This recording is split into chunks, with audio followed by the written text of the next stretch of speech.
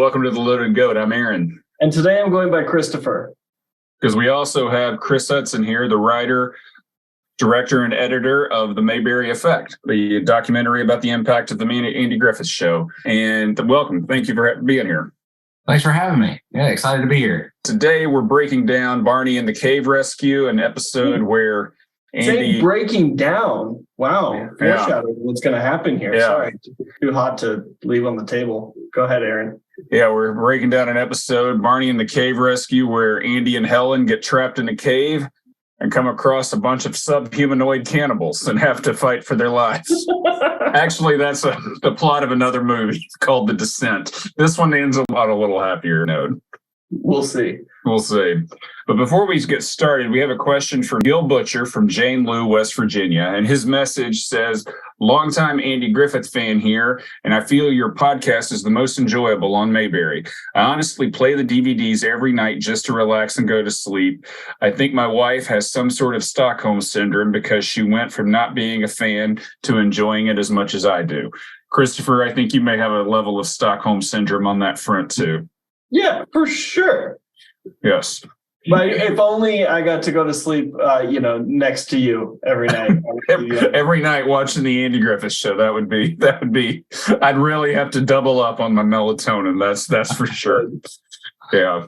So anyway, my question is directed more toward Aaron. As a Tags fan and a Batman fan, do you know if there's any connection between the Tags writer Harvey Bullock and the Batman police detective Harvey Bullock? Just seems like it can't be a coincidence.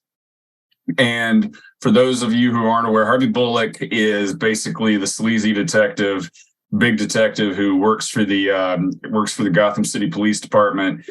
He's kind of throughout the whole series. I mean, he showed up in the early 70s, but he's throughout the whole series. He's not named Bullock in the 1989 movie, but he's the character Eckhart who is corrupt and always on the take.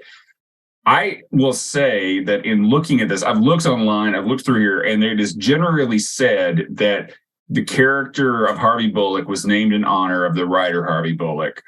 But in the end, that Harvey Bullock was touched. But I have seen nothing definitive confirming that. So this might be a question for Randy Turner. No, I would disagree. I think we need to send this one to the sheriff of Deadwood, Sheriff Bullock. Oh, Seth Bullock. He can do a 23andMe. He can do he can just get into it with his grandparents and try to figure out how to handle it. Sorry, Randy.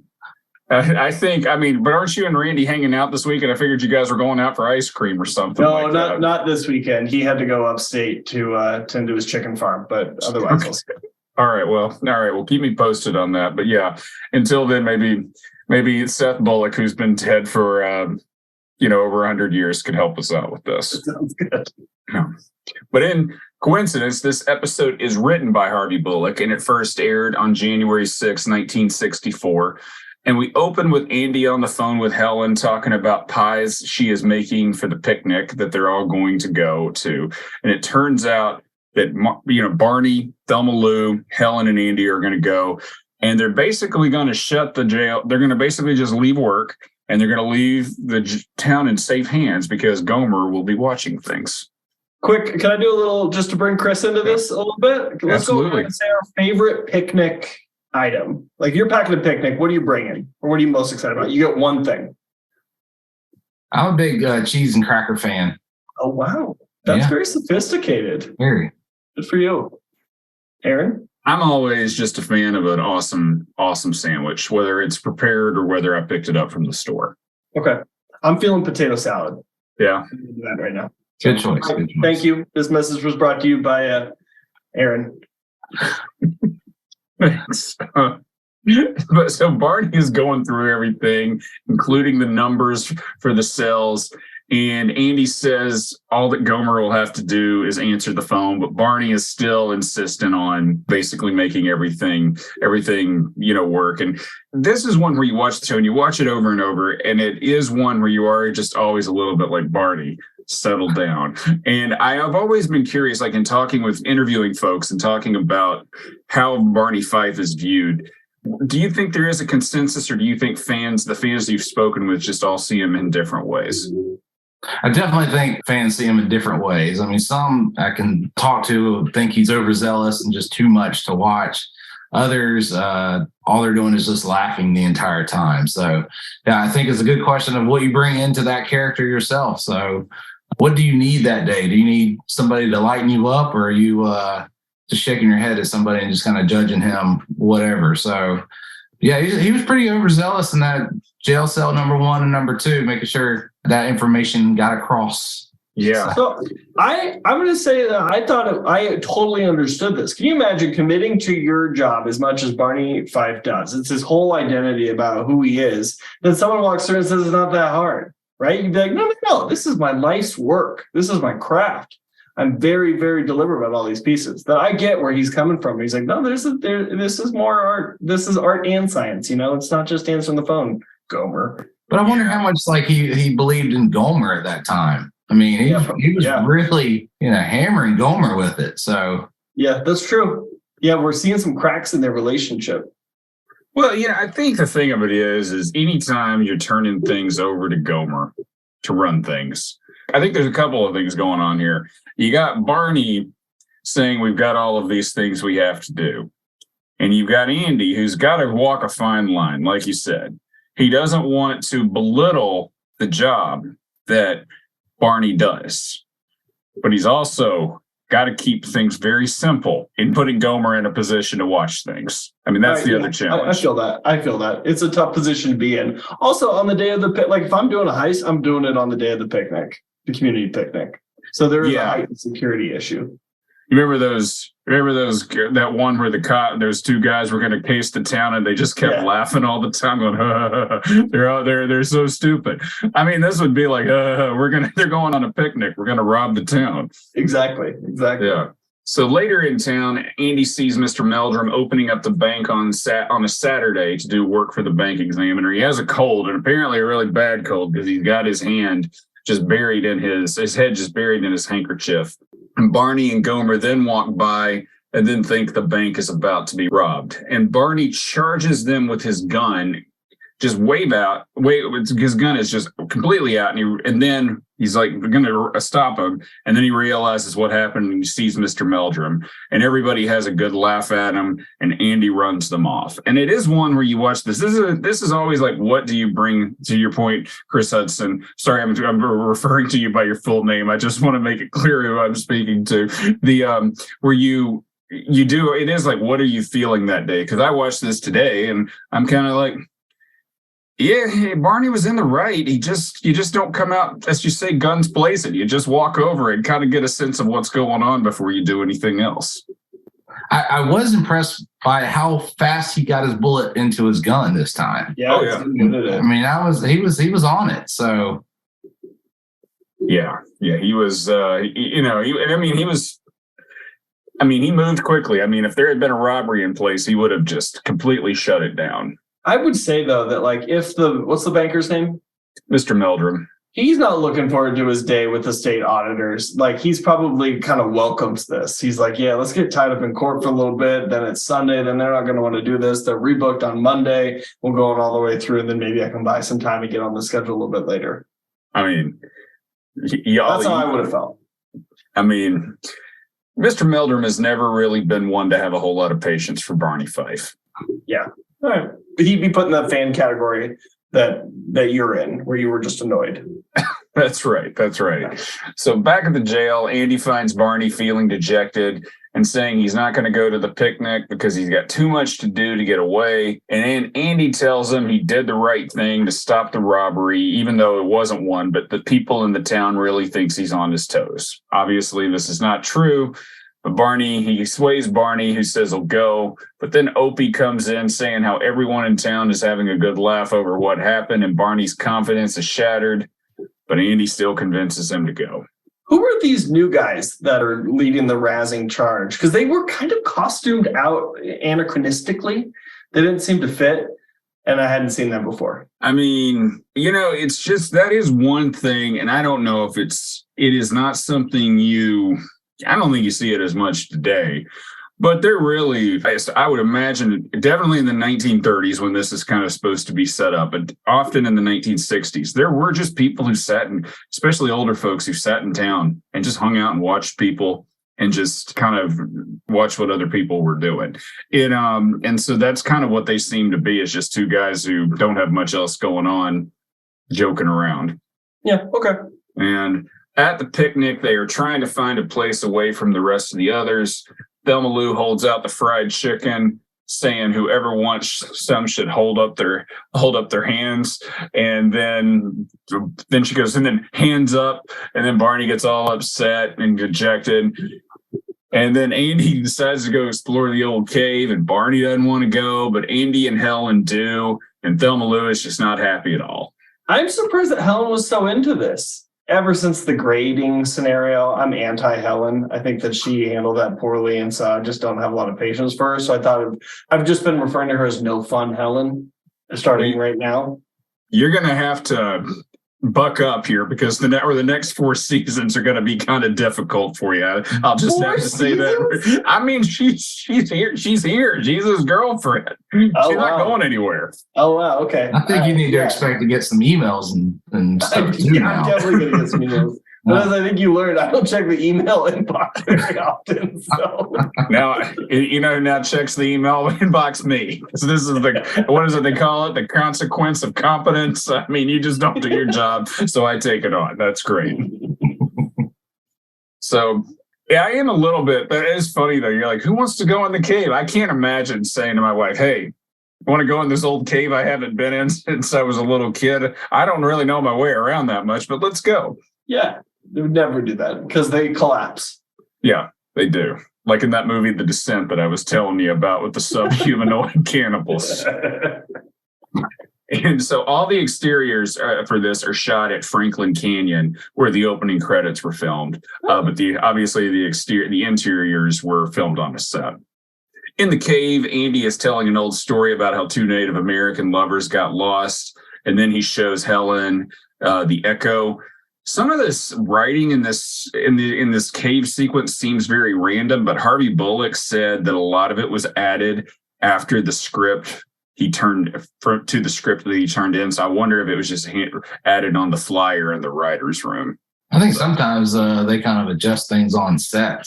Yeah, you kind of tweak it on set, see what works, what doesn't work. So probably a mix.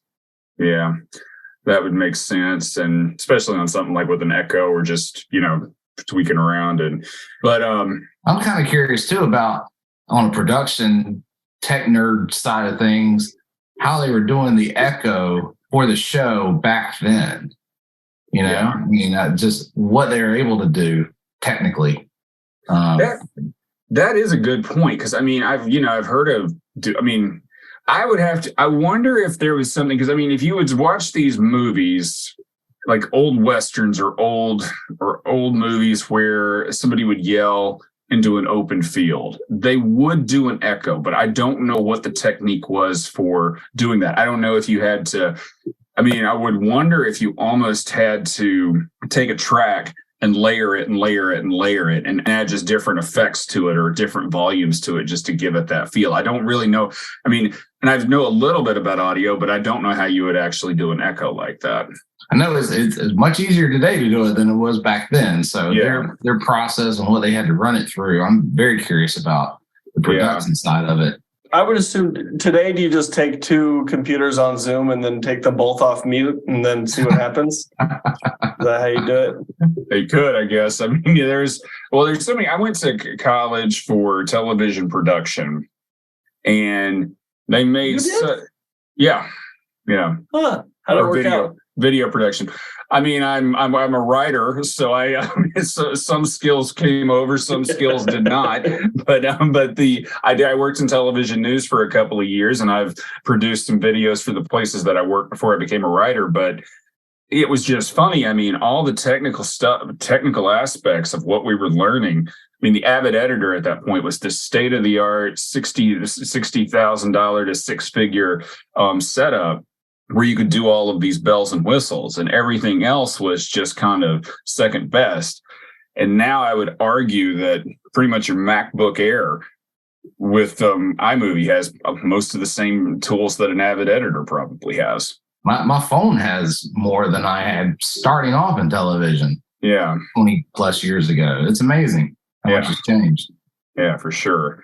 And and that was actually where we were talking about this. There was one where there was a podcast that launched during the pandemic. It's wrapped up. It was called Talking Sopranos with Michael Imperioli and Steve Sharippa, just talking about their experiences on the show. But they had a bunch of different people on, and they had some of the audio staff on, and they were explaining how they would play with music. They would play with the audio and they would play music, but they would muffle it so it sounded like it was coming through the wall of another room, and just the little different things they did that they're just fascinating when you're really thinking about what people could do on an audio front. So Barney and Thelma Lou finally go into the cave, but Barney says he's scared of bats because they get in your hair and lay eggs. That's like the last thing I would be worried about with bats. I mean, if I came across a bat, the last thing I'd be worried is it landing on my head. I'd be running in the other direction for sure. Yeah, for sure.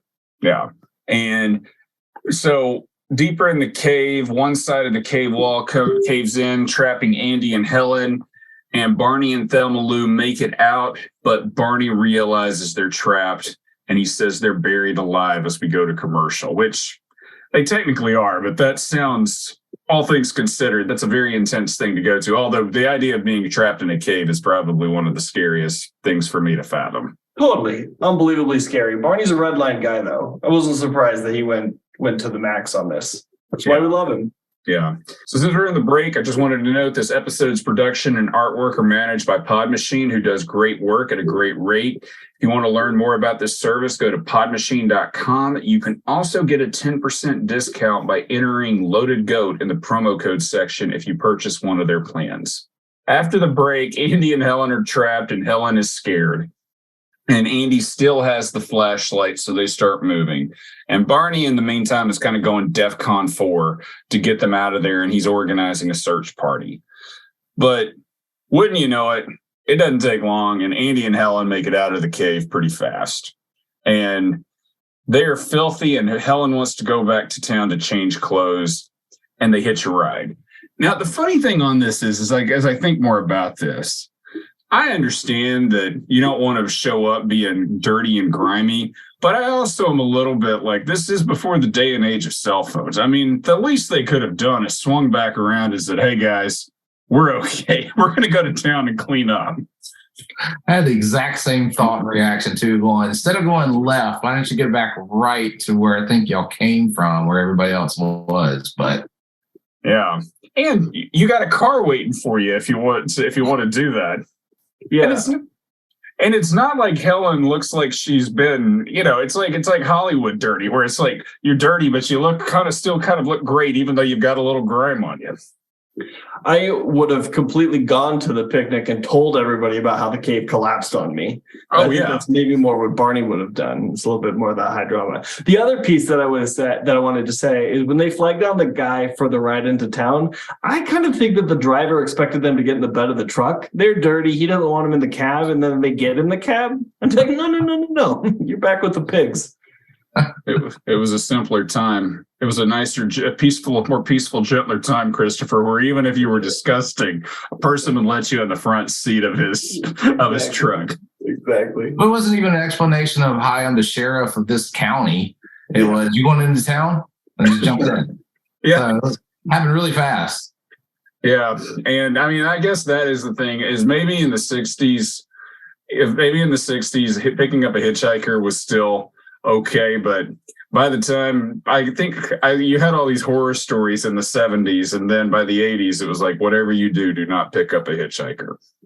But he was the sheriff, and they did look pretty respectable, even though they were dirty.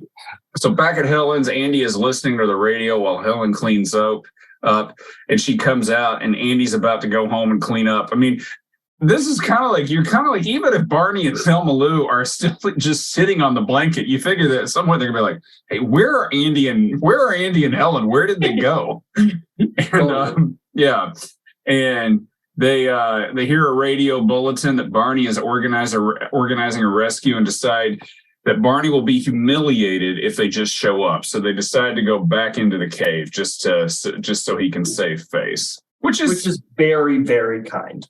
Yeah. And No Fun Helen was on board with this. I mean, her idea too, wasn't it? Yeah. Yeah. Yeah, totally. I think the thing you need to accept about Helen Crump is Helen Crump is a nice person and she's very considerate, but she draws a very hard line and you better not make her mad. These are the things you need to know about Helen. It's honestly a lot like you. I can deal with this then. That's good. That's how I would describe myself too. So at the jail, Gomer's on the phone with Sarah as Barney runs around in a panic, putting everything together. Helen had called the sheriff's office before Andy hung up, and so now he's on the phone seeing who might have called. And then Gomer tells Sarah a story about Goober getting a skunk trapped in a cave, and basically Barney tells him that they don't have time to talk about his stupid cousin. And Gomer gets offended and says Goober is ugly, but he ain't stupid. Is that the first time? I feel like that's a saying. Did that come from this show? I mean, I've heard the saying, I'm ugly, but I ain't stupid. Yeah. Yeah. I've never heard somebody say it. Yeah. I would say that I might have said that to a few of my cousins growing up as well. So, yeah. Sorry, Rich. So, I've got some cousins who are really good looking, but they're stupid. Let's name some names. No. I'm just joking. They're all beautiful and very smart. So back at Helen, she comes out looking ready to go back in the cave, Hollywood dirty, and they head out as Barney and a search party arrive at the cave. And it's kind of a good cut back and forth of Andy and Helen going back into the cave while Barney is going nuts on a bullhorn talking about people helping their fellow neighbor. And outside the cave, one of the townspeople questions if Barney even knows what he's doing, and Barney's just not having it. Barney is in full mode. So it's really good Andy and Helen did what they did. And later in the cave, they dig through the rock and rubble and find Andy and Helen, who are doing a good job. I mean, they're just in the nick of time. Yeah, just in the nick of time. Doing a good job looking distressed. And once everyone is outside of the cave, Andy tells everyone how lucky they are to have Barney, and everyone agrees. And Thelma Lou then says that Barney is really something. And Helen says, you're right, he certainly is. And as a matter of fact, they both are. Yeah. We go to commercial. And yeah, this is just quintessential, Andy looking out for Barney, and it's always touching. This may actually be one of the more location-centric episodes, or as far as like where they actually spent money on a cave set and spent money on going to Franklin Canyon. So this is one that's a little out of the norm. Yeah, I mean, this definitely wouldn't have worked if they would have just stayed in the jail, Yeah, this wouldn't really be they couldn't really do a cave rescue from there. Is it possible for me to change my answer about what I would bring to the picnic? Yes. Instead of the cheese and crackers, I'll bring a bullhorn next time. Because every picnic much better with a bullhorn. So you're now on the record, and you have to bring that to your next picnic. And okay. I want to hear back from how the other attendees feel about what you brought. And then I guess maybe if you're going near a cave, you should probably bring a flashlight too, I suppose. I noticed that Andy's flashlight was much bigger than Barney's. Yeah. I mean, Andy had a good old policeman walking the beat flashlight. I mean, that thing was big. In the epilogue, Barney is sitting at the desk and Andy comes in with the newspaper, and Barney is on the front page and he carries so I'm like, oh, they shouldn't have made a big to-do, and I was just doing my job. And just then in comes Opie with a stack full of papers that Barney's ponied up $10 to buy. So Lord knows how much $10 could get you for how many newspapers could get back in 1964. And Barney then says there was a big scrap paper drive, and that was why he was buying all those newspapers. That being said, that newspaper headline, I think, is going to be framed on the wall for many seasons to come. I don't know if it's in the color episodes. I think it might be, but it definitely is in the rest of the black and white ones. Oh, cool. We'll have to start spotting it. That'll be fun. Yeah. So, Chris Hudson, I don't know how much you've had a chance to listen to our podcast, but we do a whistle ranking for each episode. Are you comfortable giving this a ranking of 1 to 10 whistles? I'll try.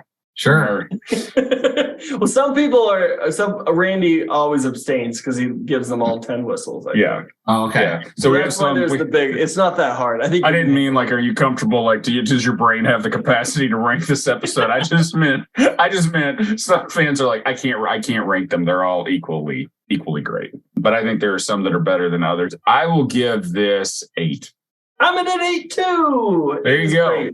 Yeah. I might have to say, I'd go for an 8, a solid 8. Maybe an 8 that's like been penciled in outside of the star a little bit more, outside of the whistle a little bit more. Oh, I like this. Just because of, what Andy and Helen did for Barney. That they went over the top, and most people wouldn't do that. So they did. Yeah. They did. Next time somebody asks if you're willing to do a whistle rating, you should give a resounding yes, because that was one of the best ones we've had. Yeah. You have a real knack for this. Yes, I agree. We like the 10 whistles, we don't dole out that much. And I've told Christopher, I've said, if you don't want to go too low on ranking some of these black and white episodes, because when we get into the color, there are going to be some clunkers. Can I tell you a quick story? Sure. So during the making of my documentary, I had 2 daughters, and so they were in it through the whole process for 5 years. And my youngest asked me at what point did people go from being black and white to being in color? And all she'd seen was the black and white episodes, and then went into the colored episodes of us watching them at home. And I was like, that's not how life works. Is that we weren't black and white first, and then we went into color. It was just the film stock they used. But yeah, that's great. That is funny. But it is one where you. I have to imagine, unless you watch the show, some people I don't think knew Ron Howard had red hair until the show went into color. Right. Yeah, that is funny though. I think when I was a kid, there was always you did just want. It was hard to really wrap your head around why things were in black and white. Well, anytime my kids see anything black and white these days, is that the Andy Griffith Show? It doesn't matter what it is. Even if it's a new movie that's done in black and white, is that the Andy Griffith Show? That's so funny. Yeah. Any final thoughts? No, it's been great to have you, Chris Hudson. This has been fun. Well, thank y'all. It's been awesome. It's been so much fun. Yeah. I would give your show a 10 out of 10 whistles. Oh, thank you. That's what we're talking about. That's what we're looking for. Hey, before we go, can you tell us where they can find you and where people can stream The Mayberry Effect? Sure, yeah. So check out my website, themayberryeffect.com. You can find out more about the film. You can buy a DVD. Follow me on social media, Facebook, Instagram, Twitter. And I just started my TikTok account. So learning all about TikToks. So yeah. And also the cool thing too is you can see me as a documentary filmmaker, playing a documentary filmmaker in Mayberry Man, the movie, and the upcoming TV series. And so cool. That's where you'll find me. Awesome. Well, thanks for everybody for listening. Thanks for joining us, Chris. Check us out on Apple Podcasts, Spotify, YouTube, and wherever you get your podcasts. And if you think about it, subscribe. Next week, we'll do Andy and Opie's Pal. Until then, Christopher, you're ugly and you're stupid. I'm going to invite you to my picnic.